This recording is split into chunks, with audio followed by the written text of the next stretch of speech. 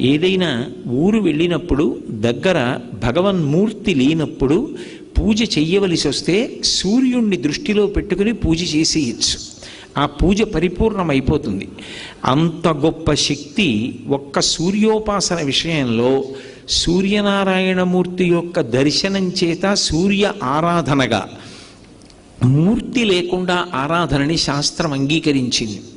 ఎవ్వడు సృజించు ప్రాణుల ఎవ్వడు రక్షించు త్రుంచు ఎవ్వడనంతుండెవ్వడు విభుడెవ్వడు వాడి విధమున మనుచు బినుచు హేలారతుడై అంటారు పోతన గారు భాగవతంలో.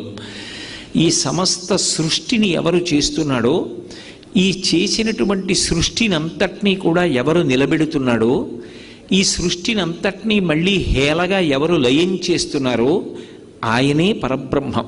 ఆయనే ఒకనాడు సృష్టికర్త బ్రహ్మగా కనపడతాడు.